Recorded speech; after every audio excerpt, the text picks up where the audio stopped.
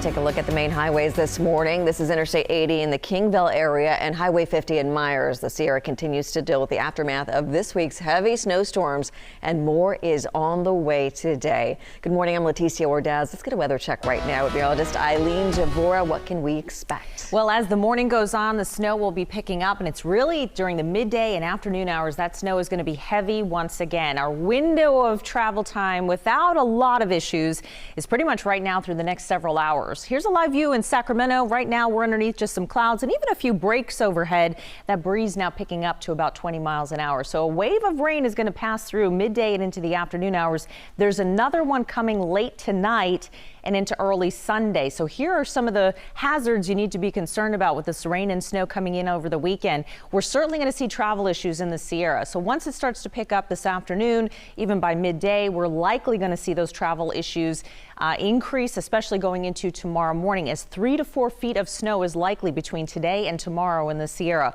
We're also going to see some impact to the foothills with lowering snow levels today, maybe about 2,000 to 2,500 feet, but even a little lower by tomorrow morning.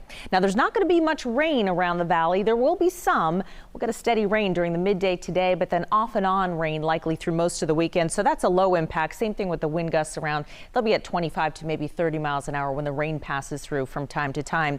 Looking at Doppler radar, fairly quiet in the valley. Up towards the high country, we've been seeing some light snow, mostly in the form of scattered snow showers.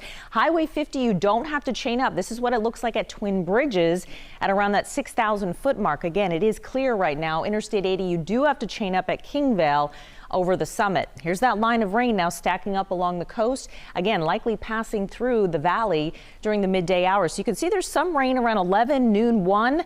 But then after that, the sun breaks through. So we're going to see those gusty winds pick up when that rain passes through. But again, the Sierra expecting that solid, at times heavy snow into the afternoon, something we're going to time out with Futurecast coming up. Leticia?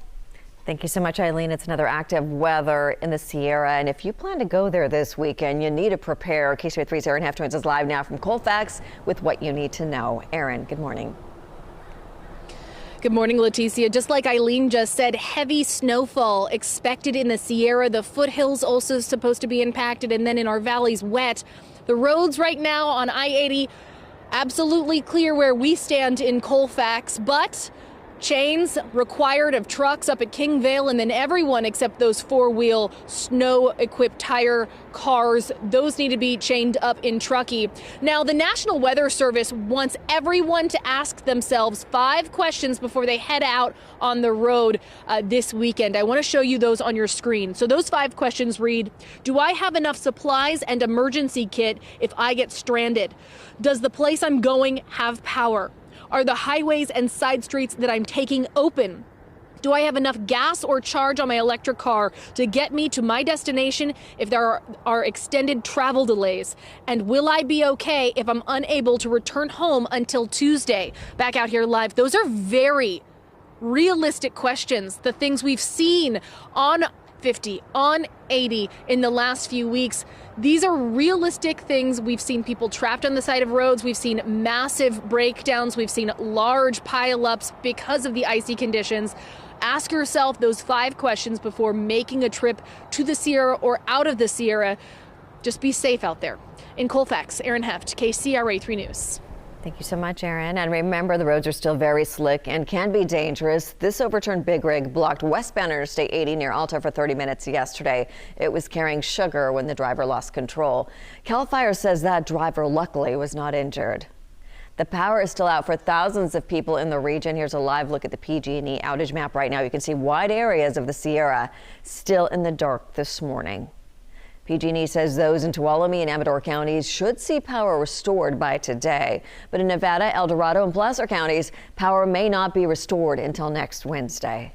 In Amador County, some neighborhoods are reporting long outages, and it's unclear when everyone will get their power restored or when all of the roads will be plowed. And that has a lot of people coming together as the community tries to make it through this snowy weather. You have neighbors with tractors that are plowing the roads and pulling people out that need to be out, because we have some elderly people in the neighborhood that need to be out for doctor's visits in hospitals.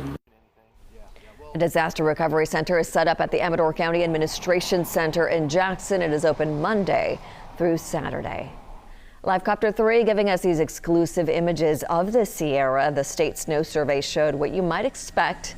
More snow than average, and here it is. It looks beautiful, but on the ground it can be another story. People are trying to dig out of the snow before more snow is on the way, and this is what it looked like in South Lake Tahoe, with people working to get snow and ice off their roofs. In some cases, homes are snowed in with driveways not even visible at all. There's a lot of work to do. The snow is just in time for the third snow survey of the season at the Phillips Station. Officials had to work hard to push the measuring meter into that heavy snowpack. They recorded 116.5 inches of snow depth, and that is 9.7 feet. The snow water equivalent is 41.5 inches, which is about 3.5 feet. The snowpack is 170% of average for this location on this date. And a local group of volunteers is working to help the unhoused community try to stay warm in Sacramento after the recent storms. Today, they are collecting donations at the emergency drop-off station. This is happening from 3 until 5 p.m. Donations like socks, sneakers, blankets, and more will be accepted at this station. These donations will then be distributed among local shelters. If you would like to donate, you can find the address at the bottom of your screen right now. And you can track this next weather system on the KSRA 3 app. Turn on those alerts to get notifications of when active weather is coming your way.